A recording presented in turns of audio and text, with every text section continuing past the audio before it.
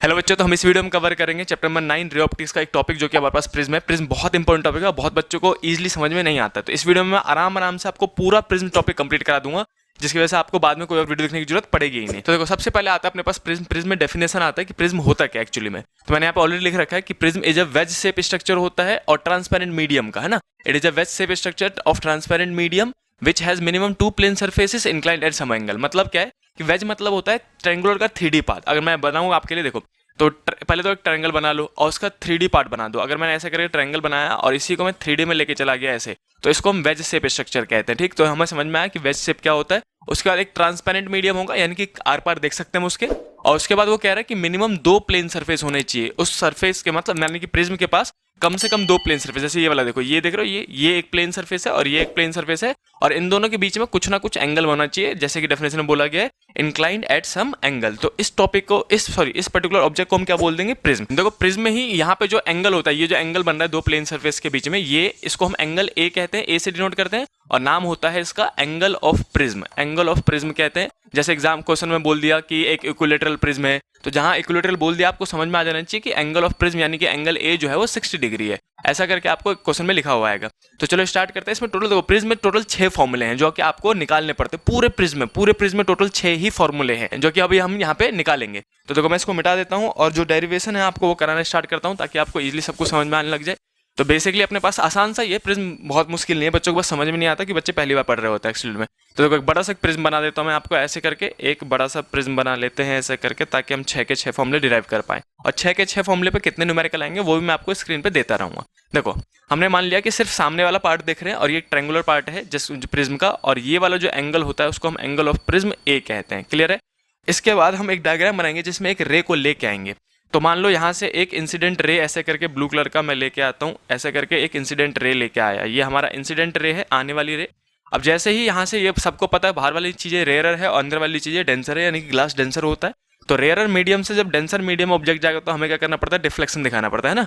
और आपने पढ़ा होगा कि जब भी कोई रे रेयरर से डेंसर जाता है तो वो टुवर्ड्स द नॉर्मल झुक जाता है। तो मैंने पहले यहाँ पे नॉर्मल खींचा, ये हमारा नॉर्मल है, और इस रे को जाना किधर चाहिए था? सीधे सीधे जाना चाहिए था ना। रेक्टिलिनियर प्रोपोगेशन होता है, मतलब स्ट्रेट लाइन प्रोपोगेशन करता है। अगर ये प्रिज्म नहीं होता बीच में तो ये रे सीधे सीधे निकल जाता है ऐसे करके, राइट। लेकिन जब ये प्रिज्म है तो रेयरर से डेंसर की कंडीशन आ गई। अब सबको पता है जब रेयरर से डेंसर जाएगा तो टुवर्ड्स द नॉर्मल, मतलब ये वाला नॉर्मल देखेंगे हम, इधर की ओर, नीचे की ओर ये झुक जाएगा, बेंड हो जाएगा। तो इसको मैं ब्लू कलर से ही आगे की ओर थोड़ा सा बेंड करा के आगे लेके चला गया यहाँ पे ऐसे करके। ये हमारा रिफ्रैक्टेड रे कहलाएगा। ये इंसिडेंट था और ये रिफ्रैक्टेड कहलाएगा। अब रिफ्रैक्टेड रे जब यहाँ पहुंचेगा तो फिर से अब ग्लास से निकल के एयर में जाने की कोशिश करेगा, तो फिर से डेविएशन आएगा, है ना। तो फिर से यहाँ पे क्या खींचा जाएगा? एक नॉर्मल खींचा जाएगा ऐसे करके। नॉर्मल खींच दिया हमने, ये हमारा नॉर्मल है। और उसी के बाद जाना किसको? अगर ये पूरा ग्लास होता तो ये रे किधर जाता? सीधे सीधे निकल जाता है ऐसे करके, राइट, ऐसे करके। लेकिन ये पूरा ग्लास तो है नहीं, आगे तो एयर है, तो मीडियम चेंज हो रहा है, और जितनी बार मीडियम चेंज होगा उतनी बार रे जो है वो डेविएट होगा, यानी कि बेंड होगा। अब देखो, जब डेंसर से रेयरर जाता है तो अवे फ्रॉम द नॉर्मल। वापस रिपीट कर रहा हूँ, आपको ये पता होगा, रेयरर से denser towards the normal, denser से rarer away from the normal. अब नॉर्मल देखते हैं सेकंड मीडियम का, जैसे ये रहा मेरा नॉर्मल, तो इससे अवे जाएगा मतलब नीचे झुक जाएगा। तो इसी रे को हम थोड़ा सा बेंड करके ऐसे करके निकाल देंगे, और इस रे को कहा जाता है इमर्जेंट रे। वापस रिपीट कर रहा हूँ, इंसिडेंट रे, रिफ्रैक्टेड रे और इमर्जेंट रे, ये हमारे तीनों रेज हो गए। अब एंगल की बात करेंगे। देखो, इंसिडेंट रे और नॉर्मल के बीच में जो एंगल बनता है उसको एंगल आई कहते हैं, आप सबको ऑलरेडी पता है। और जो हमारे पास रिफ्रैक्टेड रे होता है और नॉर्मल होता है, इसको आर कहते हैं। लेकिन यहाँ पे दो रिफ्रैक्टेड रे है, दो एंगल बनेंगे, एक यहाँ बनेगा और एक यहाँ बनेगा, राइट। ये भी रिफ्रैक्टेड है, ये भी रिफ्रैक्टेड, तो इसको हम R1 कह रहे हैं और इसको हम R2 लिख देते हैं ऐसे करके। उसके बाद अपने पास बचता है इमर्जेंट रे। देखो, इमर्जेंट रे और नॉर्मल के बीच में जो एंगल बनता है उसको हम एंगल ई से डिनोट करते हैं, एंगल ऑफ इमरजेंसी कहते हैं इसको, ठीक। तो ये अपने पास इतने एंगल हो गए, और एंगल ऑफ प्रिज्म तो है ही। इसके बाद अपने को फॉर्मूला निकालना स्टार्ट करना है। टोटल 6 फॉर्मूले मैंने आपको बताए थे, उसी पे सारे न्यूमेरिकल बेस्ड है।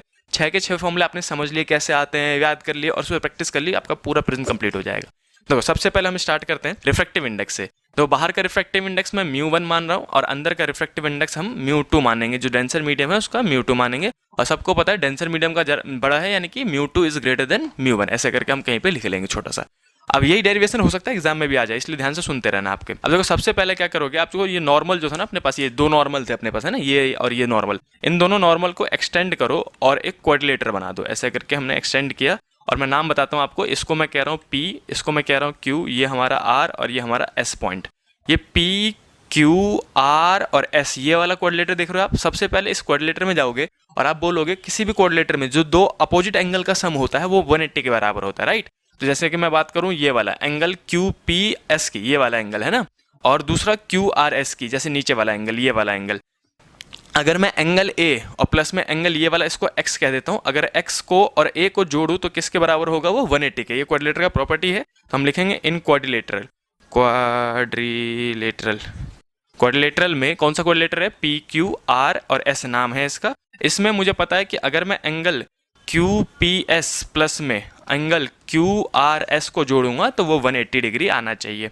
अब QPS जो है, QPS ये वाला एंगल, तो ये तो एंगल A के बराबर है, तो A प्लस में अपने पास ये वाला एंगल, इसको हमने कहा है x। अब एंगल नहीं लगा रहा, 12th क्लास में आ गए, 12th क्लास पास होने वाले हो भी गए होगे, तो एंगल नहीं लगा रहे, सीधे सीधे वैल्यू निकालेंगे। तो A plus X is equal to मैं लिखूंगा 180 डिग्री, तो जो अपने पास x आएगा वो आएगा 180 डिग्री माइनस में A, है ना, इधर प्लस में इधर जाके माइनस में हो जाएगा। तो ये अपने पास x की वैल्यू निकल गई। सबसे पहले हम x की वैल्यू निकालते हैं ताकि हम आगे जाके R1 और R2 में रिलेशन निकाल सकें। इसी के बाद अपने पास आता है रिलेशन निकालने के लिए हम क्या करोगे, आप इन ट्राइंगल आ जाओ। अब मैं यहाँ लिखता हूँ इन ट्राइंगल, ट्रायंगल का नाम है QSR। देखो ट्रायंगल QSR, देखो भाई साहब QSR, जल्दी से ढूंढ लो। QSR दिखा सबको, तो Q यहाँ पे है, S यहाँ पे, R यहाँ पे, ऐसे करके ये छोटा वाला जो ट्रायंगल है। अब सबको पता है ट्रायंगल में ट्रायंगल सम प्रॉपर्टी था अपने पास, जितने भी एंगल है ट्रायंगल में, तीनों एंगल को जोड़ दिया जाए तो किसके बराबर आएगा 180 डिग्री, यानी कि R1 प्लस में R2 प्लस में X, इन तीनों को जोड़ के 180 डिग्री होता है। तो R में सीधे सीधे लिख देता हूँ डायरेक्टली, R1 प्लस में R2 प्लस में angle X is equal to 180 degree, right. तो यहाँ पे अपन ने देखा है कि x जो है वो हमने ये निकाल रखा है, तो इसको इक्वेशन 1 कह देता हूँ। अब इक्वेशन 1 से हम इसको इसमें x की वैल्यू पुट कर देंगे, तो R1 का R1, R2 का R2 और x को हटा के हम लिख सकते हैं 180 डिग्री माइनस में a, राइट। तो ये लिखेंगे 180 डिग्री माइनस में a, और ये हो गया हमारे पास x की वैल्यू, राइट। और ये इधर जाएगा तो ये हमारा 180 डिग्री ऑलरेडी था। अब यहाँ से मुझे सॉल्व करके R1 R2 में एक रिलेशन निकालना है, जो कि सबसे पहला रिलेशन है हमारे पास। 6 फॉर्मूले में से एक फॉर्मूला यहाँ पे निकलता है सबसे पहला। तो हम कैसे करेंगे इसको, R1 का R1 प्लस का R2 का R2, और ये 180 जो है वो इधर मैं ब्रैकेट हटा भी दूँ कोई फर्क नहीं पड़ता, प्लस माइनस में ही है, ये प्लस में है इधर जाएगा तो माइनस में, 180 प्लस में है इधर जाएगा तो माइनस में, और a माइनस में उधर जाएगा तो प्लस में। तो मैं इसको ऐसे लिखूंगा, 180 ऑलरेडी था ये वाला, यहाँ पे ये वाला 180 गया तो माइनस में 180 हो जाएगा, और ये माइनस का a उधर गया तो प्लस का a हो जाएगा। ये 180 से 180 कटेगा, R1 प्लस में R2 को जो सबसे पहला रिलेशन निकलता है वो a निकलता है। ये हमारा इंपॉर्टेंट फॉर्मूले में से एक है कि दोनों एंगल ऑफ रिफ्लेक्शन को जोड़ दो, R1 R2 को जोड़ दो तो वो एंगल ऑफ प्रिज्म के बराबर आ जाता है। इसी के बाद हम दूसरा रिलेशन निकालने जाएंगे, जिसमें हम निकालते हैं I और E और डेविएशन का रिलेशन। देखो अब डेविएशन समझाने के लिए मैं आपको बताऊं, नॉर्मली यहाँ पे एक छोटा सा डायग्राम बना देता हूँ। देखो अगर नॉर्मली कोई रे जो है वो ऊपर की ओर जा रही थी, राइट, जैसे ये हमारे पास जो इंसिडेंट रे आया था वो सीधे सीधे जा रहा था, लेकिन अगर आपने इस बीच में प्रिज्म रख दिया, तो ऐसे करके मैं इस बीच में प्रिज्म रख देता हूँ छोटा सा, ये हमारा इंसिडेंट रे हो गया। अब जैसे ही प्रिज्म रखा तो इस रे को जाना तो यहाँ से चाहिए था, लेकिन ये निकलेगा कहाँ से, इधर की ओर डेविएट होकर निकलेगा। जैसे देखो ये वाला है ना, ये इंसिडेंट रे आया, रिफ्लेक्टेड गया, निकला इधर से, तिरछे में निकला ना थोड़ा सा, तो इस वाले एंगल को, जैसे मैं इसको डॉटेड लाइन से मिलाऊं ऐसे करके, इसको भी, तो ये जो निकलना चाहिए था ऐसे करके, और निकला कहाँ से है, ऐसे करके, राइट। तो इस एंगल को हम कहते हैं एंगल ऑफ डेविएशन, जिसको हम डेल्टा से डिनोट करते हैं। डेल्टा मतलब है angle of deviation. Angle of deviation मतलब है कि कितना डेविएट हो गया, मतलब अपनी रास्ते से कितना मुड़ गया है, वो कितना बेंड हो गया है, ऐसे करके, है ना। तो यहाँ पे कहाँ पे दिखाऊंगा एंगल ऑफ डेविएशन, देखो ये जो हमारा इमरजेंट रे है, ये वाला इमरजेंट रे, इसी रे को थोड़ा सा पीछे की ओर एक्सटेंड कर दो, ऐसे करके कर दिया। अब देखो दो रे दिखा रहा हूँ मैं आपको, ये हमारा इंसिडेंट रे का सीधा वाला लाइन देखो, ये देख रहे हो जो मैंने डॉटेड बना रखा है, ये वाला ये हमारा इंसिडेंट रे का सीधा रे, और निकला कहाँ से, वो यहाँ से, ऐसे करके, है ना। जाना इधर चाहिए था, निकला यहाँ से, तो ये जो बीच में एंगल बनेगा ये वाला, इसको हम एंगल ऑफ डेविएशन डेल्टा कहेंगे, ऐसे करके लिख देता हूँ मैं। अब इसी में हम यहाँ पे मार्क करेंगे डेविएशन के फॉर्म में, मतलब I और E और डेविएशन में रिलेशन निकालना है मेन। तो आप ध्यान से देखते रहना, क्योंकि डायग्राम थोड़ा सा कंजेस्टेड है, तो आपको ध्यान से देखते रहना पड़ेगा। देखो ये देख रहे हो, ये वाला रे नॉर्मल वाला, और ये हमारा इंसिडेंट वाला, है ना। तो ये अगर एंगल I है तो ये पूरा एंगल I बनना चाहिए, वर्टिकली अपोजिट एंगल, राइट। अगर ये पूरा एंगल I है, यहाँ से यहाँ तक, यहाँ से लेके यहाँ तक एंगल I है, और ये छोटा सा R है, तो मुझे ये छोटा वाला एंगल चाहिए, ये वाला एंगल कैसे निकालूंगा, ये पूरा I था, ये R1 था, तो I माइनस R1, I में से R1 घटा दूंगा तो मुझे मिल जाएगा छोटा वाला एंगल। यहाँ पे मैं ऐसे लिख देता हूँ, इसी का बड़ा फॉर्म मैं अभी बना के दिखाऊंगा आपको। और दूसरा सिमिलरली इधर भी करोगे आप। ये हमारा नॉर्मल रिएक्शन है, ये हमारा इमरजेंट रे है, राइट। तो ये पूरा एंगल ई था, तो वर्टिकली अपोजिट एंगल, ये पूरा एंगल यहाँ से लेके यहाँ तक ई बनेगा, राइट। यहाँ से यहाँ तक ई बनेगा, और ई में से अगर R2 घटा दूँ तो ये छोटा वाला एंगल मिलेगा, तो ये E माइनस R2 हो जाएगा। अब मैं इस वाले ट्रायंगल को वहाँ दिखा रहा हूँ, PQRS तो हो गया था, इस वाले पॉइंट को मैं T कह रहा हूँ, इस वाले पॉइंट को। अब इसी ट्रायंगल को आपको मैं बड़ा सा बना के दिखाता हूँ। यहाँ पे देखो, सबसे पहले अपने पास स्ट्रेट लाइन है ऐसे करके, फिर हमने ऐसे करके खींच रखा है, ये लाइन गई हुई है, और यहाँ से एक लाइन ऐसे करके खींच दिया हमने। इस वाले एंगल को हमने I माइनस R1 बताया है, और इस वाले एंगल को हमने E माइनस R2 बताया है। और यहाँ पे एंगल बाहर वाला था डेविएशन का, एंगल ऑफ डेविएशन डेल्टा, है ना। नाम क्या है, PST। तो इस ट्रायंगल का नाम देंगे PS और T, ये हमने नामकरण कर दिया इसका। इसी के बाद मैं जल्दी से थोड़ा सा बोर्ड मिटा देता हूँ, और फिर आपको इसी के आगे दूसरा रिलेशन निकालता हूँ, ठीक है।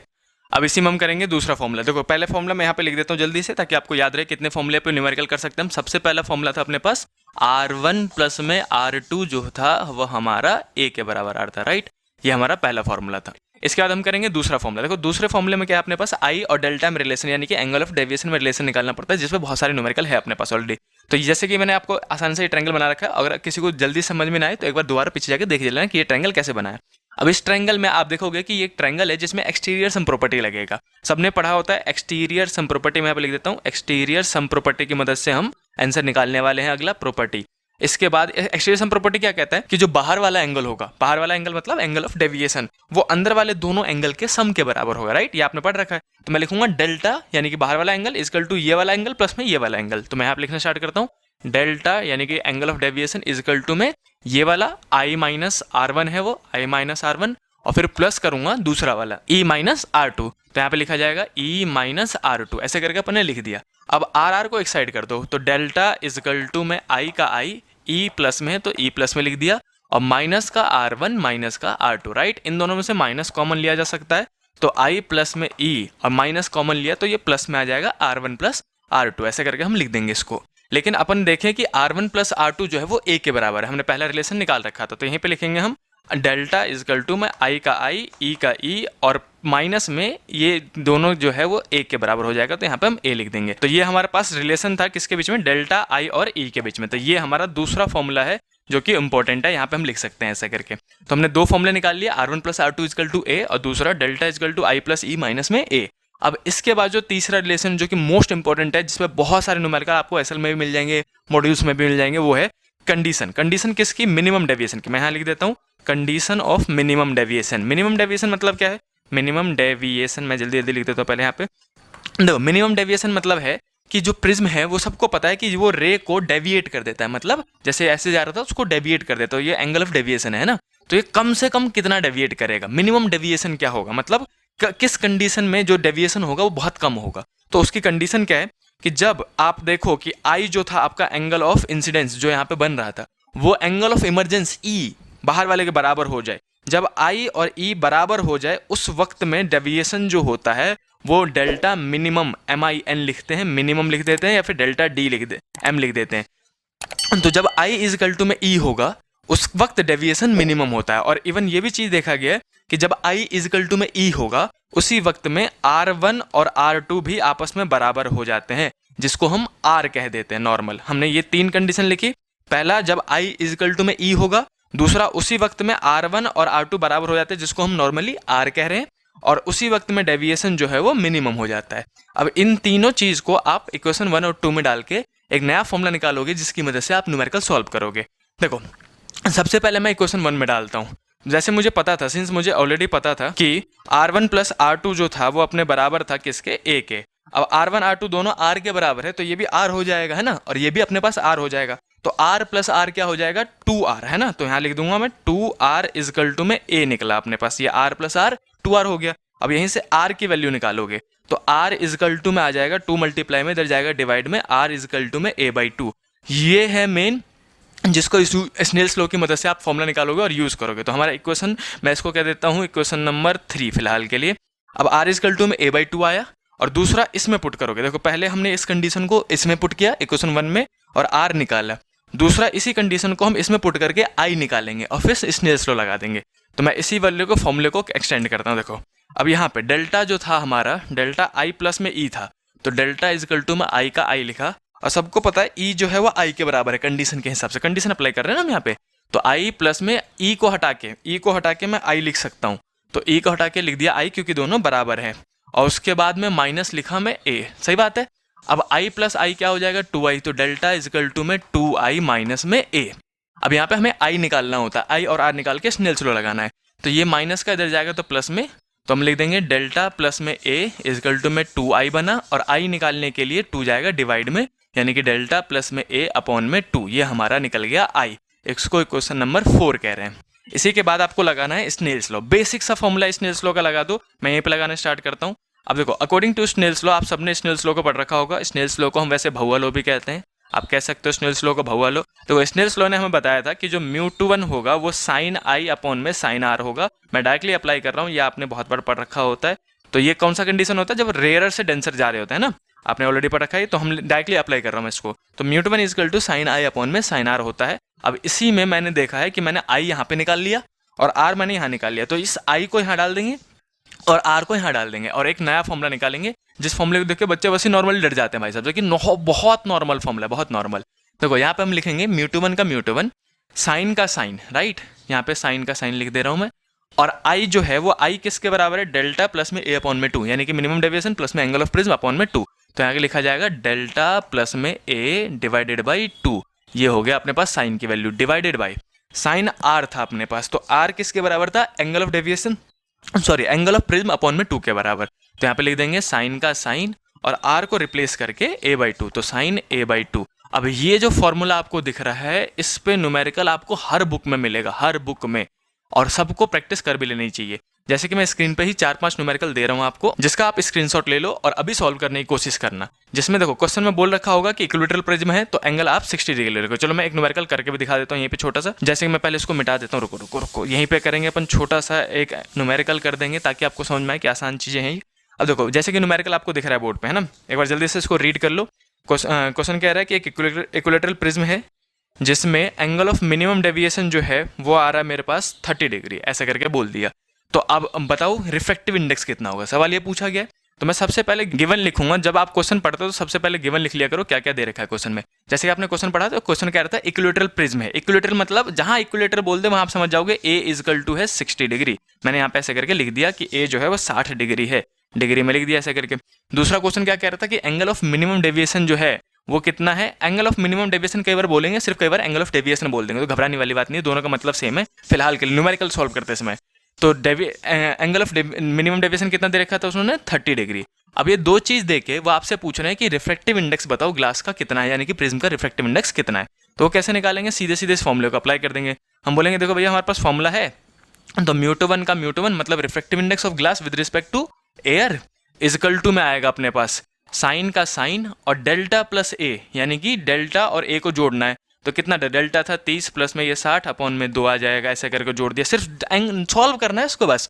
और ये कितना आएगा साइन का साइन और a/2, ए कितना था अपने पास 60, तो 60 अपॉन में 2 लिख देना ऐसे करके। अब इसी को सॉल्व करो जरा, तो हम लिखेंगे यहाँ पे इक्वल टू में ही लिख देता हूँ मैं, साइन का साइन और 30 प्लस में 60 कितना हो जाएगा 90 अपॉन में 2 45, यानी कि साइन 45 आ गया, और नीचे में 60 का आधा 30, यानी कि साइन 30 आ गया। अब बस साइन 45 और साइन 30 की वैल्यू पुट करनी है, आंसर निकल जाएगा। तो रिफ्रैक्टिव इंडेक्स की जो वैल्यू निकलेगी μ2 वो यहाँ लिख देता हूँ मैं। साइन 45 कितना होता है, इट इज़ 1/√2, और ये याद होना चाहिए, ये एग्जाम में गिवन नहीं होगा। और साइन 30 की वैल्यू कितनी होती है 1/2, तो मैं यहाँ लिख देता हूँ 1/2। तो अब आप इसको जस्ट रेसिप्रोकल कर दो, यानी कि 1/√2 और इनटू में 2/1 हो जाएगा। इसको काटोगे तो ये √2 बच जाएगा, राइट। तो फाइनल आंसर आ जाएगा अपने पास √2, यानी कि रिफ्रैक्टिव इंडेक्स जो है वो किसके बराबर आ गया, √2 के। ये हो गया हमारे पास आंसर। तो दिखने में मुश्किल लगता है बस प्रिज्म है बहुत आसान, इस फॉर्मूले पर बहुत ज़्यादा न्यूमेरिकल है। अब बाकी ये दो रिलेशन भी आपको याद होने चाहिए, और ऐसे ही मैंने बहुत सारे न्यूमेरिकल आपको दिए थे, जल्दी से पीछे जाके स्क्रीनशॉट ले लो और उसको अभी सॉल्व करके देखो कि आप कर पा रहे हो नहीं कर पा रहे हो। मैं जल्दी से इसको मिटाता हूँ और आते हैं अगले, यानी कि चौथे फॉर्मूले पर। टोटल 6 फॉर्मूले थे जिसमें से हमने 3 कवर कर लिया। अब मिटा के मैं आता हूँ चौथे फॉर्मूले पे। तो जैसे कि हमने 3 फॉर्मूला निकाल लिया ऑलरेडी। पहला हमारे पास R1 + R2 is equal to में ए था। दूसरा मैं अभी जल्दी लिख देता हूँ, डेल्टा इज इक्वल टू में था I प्लस में E और माइनस में ए था। तो ये हमारा दूसरा फॉर्मूला निकला हुआ था। और तीसरा मोस्ट इंपोर्टेंट फॉर्मूला ये जिसपे बहुत सारे न्यूमेरिकल थे, राइट। अब हम करेंगे मिनिमम डेविएशन, यानी कि डेल्टा का जो ही एक और फॉर्मूला निकालेंगे जिसमें न्यूमेरिकल होता है डिफरेंट कलर के लिए। वो कैसे करेंगे, हम यहाँ पे मानते हैं कि देखो आपको एक चीज़ नॉर्मली पता है कि जब भी sine theta cos theta tan theta कुछ भी क्यों ना हो, sine theta cos theta tan theta कुछ भी, तो तीनों में अगर जो थीटा होता है वो बहुत छोटा हो तो हम नियरली इक्वल टू पूरे साइन थीटा को हटा के सिर्फ थीटा लिख देते हैं ऐसे करके, राइट। तो वैसे आप यहाँ पे मानोगे कि जो एंगल आई था और आर था बहुत छोटा था। एंगल आई और आर बहुत छोटा हो तो साइन जो है वो हट जाता है और सिर्फ आई और आर रह जाता है। ये आई के बराबर था ना और ये आर के बराबर था, तो मैं यहाँ पे लिखूंगा कि अगर आई एंड आर बहुत छोटा है, आर वेरी छोटा, ऐसे लिख देता हूँ इंग्लिश में, वेरी छोटा। अगर वो बहुत स्मॉल है तो हम क्या बोलेंगे, जो μ2 है उसमें साइन हटा दो, बस साइन हटा दो, डेल्टा प्लस में a अपॉन में 2 और डिवाइड में आ जाएगा a/2, सिर्फ ये वैल्यूज रह जाएंगी, राइट। अब इसको हम क्या करेंगे, ये जो डिवाइड में है इसको इधर भेज के मल्टीप्लाई में कर देंगे। तो इसी इक्वेशन को फॉरवर्ड करूं तो यहाँ लिखूंगा मैं μ2 जो था वो μ2 इनटू में आ जाएगा a/2 और इजकल टू में क्या बच जाएगा, ये वाला हिस्सा जो कि डेल्टा प्लस में a अपॉन में 2 था, तो 2 से 2 कटेगा। अब मुझे डेल्टा का फॉर्मूला निकालना था, तो कैसे निकालेंगे, a को इधर भेज के, तो मैं लिखूंगा यहाँ पे μ2 फिर ये इधर प्लस में इधर आएगा तो माइनस में हो जाएगा, है ना। तो μ2 माइनस a इजकल टू में डेल्टा, तो यहाँ पे लिखा जाएगा μ2 a था पहले से ये, और ये इधर आया तो माइनस में हो गया, तो माइनस का a इजकल टू में डेल्टा, राइट। अब इसी पे डेल्टा और a कॉमन ले लो आप दोनों में से, तो μ2 यानी कि refractive index of second medium with respect to first medium, minus में यहाँ पे अगर a कॉमन लिया तो 1 बचेगा और 1 करके बाहर में a लिख दिया। तो ये है अगला फॉर्मूला, चौथा वाला हमारा, टोटल 6 में से चौथा फॉर्मूला ये है जिसमें हम डेविएशन निकालते हैं। डेविएशन का फॉर्मूला क्या था, μ2 -1 इंटू में a, यानी कि रिफ्रैक्टिव इंडेक्स -1 इंटू में एंगल ऑफ प्रिज्म जो था हमारे पास। अब इसमें कैसे आता है कि डिफरेंट कलर के लिए अलग अलग होता है। जैसे कि हमें पता है कि जो प्रिज्म है वो एक्चुअली में 2 काम करता है, जाती हुई रे को डेविएट तो करता ही करता है, लेकिन साथ में व्हाइट लाइट को 7 कलर में भी स्प्लिट कर देता है, जिसको हम डिस्पर्जन कहते हैं। तो डेविएशन और डिस्पर्जन दोनों ही काम प्रिज्म के हैं। प्रिज्म जो है वो 2 काम करता है, डेविएशन भी करता है और डिस्पर्जन भी करता है। मैं भी लिख नहीं रहा हूँ यहाँ पे।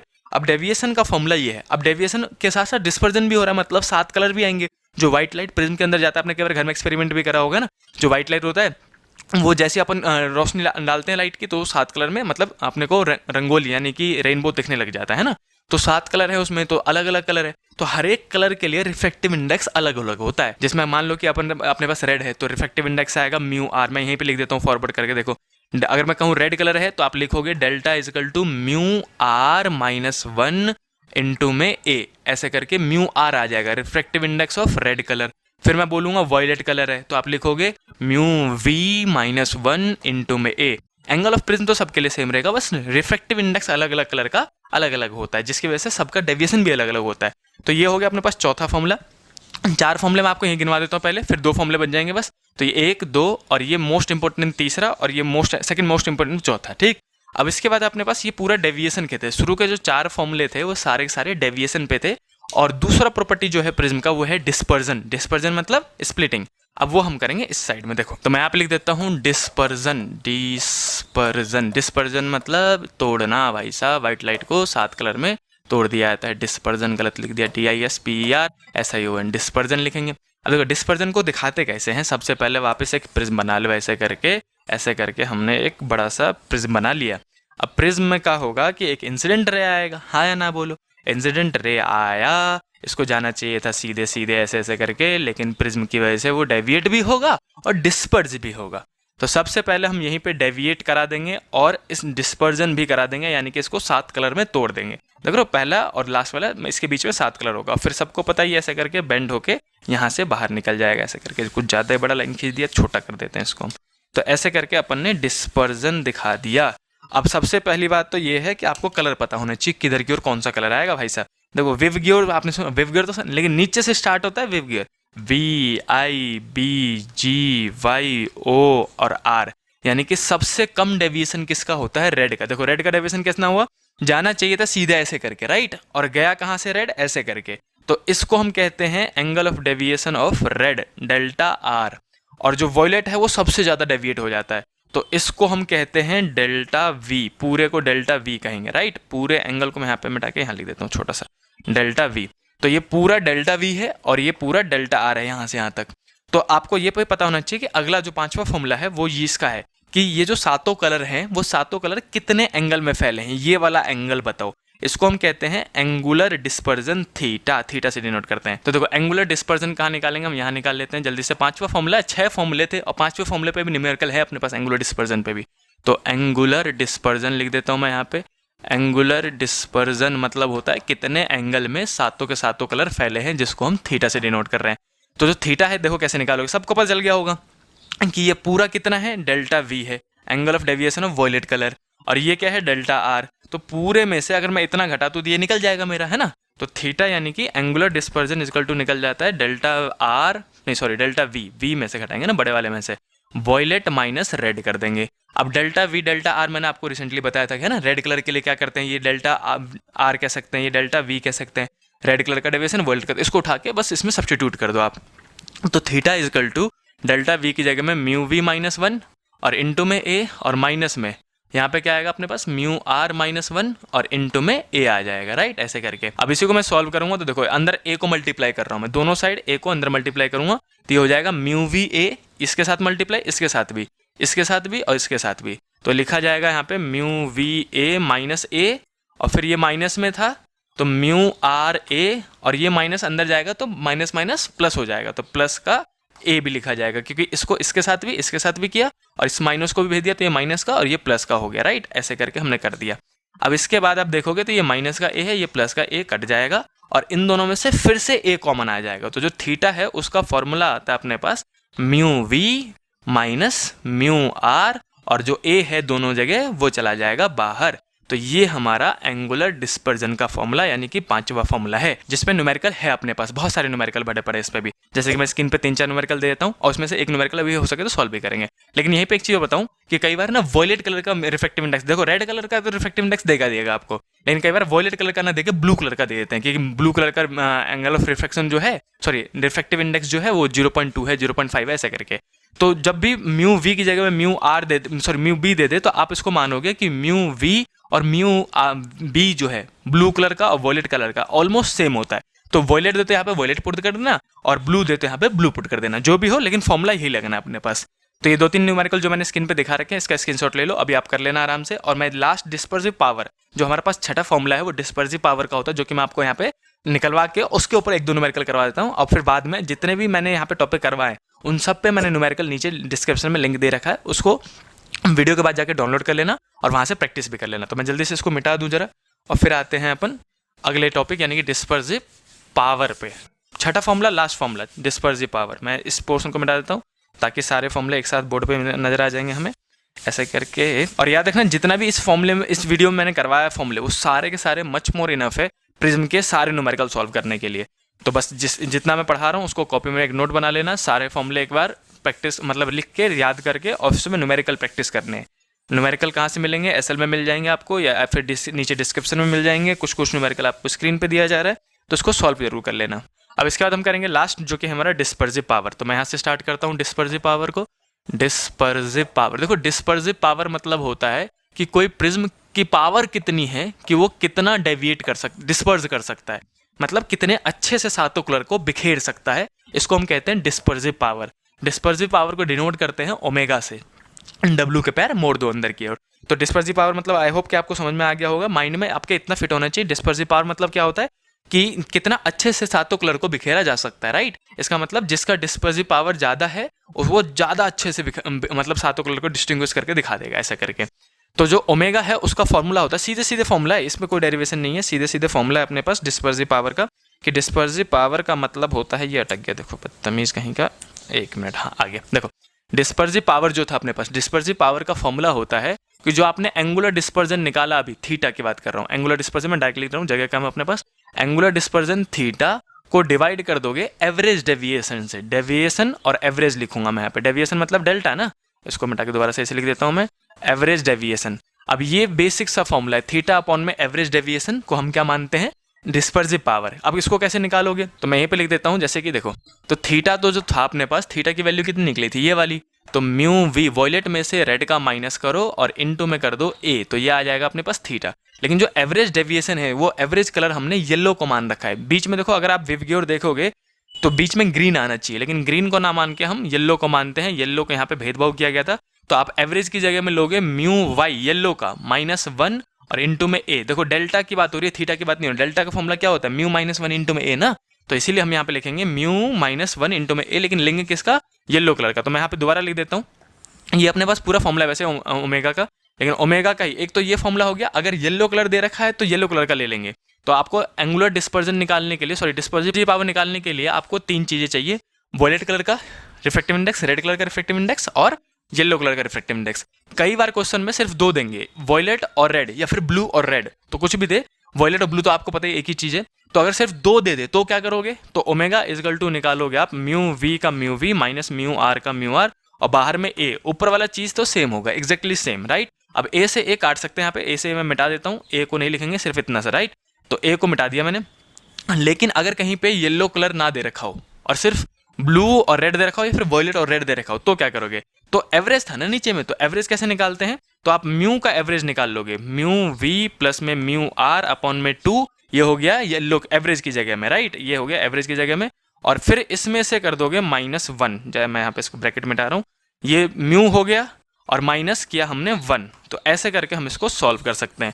ये दो फॉर्मूले हैं जो कि आप डिस्पर्सिव पावर निकाल सकते हो। तो ये हो गया अपने पास कंप्लीट प्रिज्म, जिसमें आपके सारे के सारे फॉर्मूले, एग्जैक्ट सिर्फ 6 ही फॉर्मूले हैं प्रिज्म में, जो कि यहाँ पे ऑलरेडी लिखा हुआ है। मैं जल्दी से रिकैप करा दूँ आपको। तो सबसे पहला फॉर्मूला था ये R1 plus R2 is equal to ए, दूसरा फॉर्मूला ये, तीसरा मोस्ट इंपोर्टेंट फॉर्मूला ये जिसमें न्यूमेरिकल है, चौथा ये भी न्यूमेरिकल है, और पांचवा सबसे इंपॉर्टेंट जिसमें न्यूमेरिकल मिलेंगे, इस पे न्यूमेरिकल कम मिलेगा आपको, इस पे और इन दोनों फॉर्मूले पे न्यूमेरिकल भर भर के मिलेगा। तो मैंने सारे न्यूमेरिकल के जो कि बहुत इंपॉर्टेंटली पूछे जाते हैं वो नीचे डिस्क्रिप्शन में लिंक दे रखा है आपको, वहां जाके उसको डाउनलोड करेंगे और सारे फॉर्मूलों को अप्लाई करके आंसर चेक कर करके देखोगे कि आप अप्लाई कर पा रहे हो नहीं कर पा रहे हो। और भी कोई भी दिक्कत आए प्रिज्म में तो आप नीचे सीधे कमेंट करके बता सकते हो, और हाँ नीचे कमेंट करके बताना जरूर कि आपको समझ में आया और कितना अच्छा लगा। तो मिलते हैं नेक्स्ट वीडियो में, तब तक के लिए बाय बाय।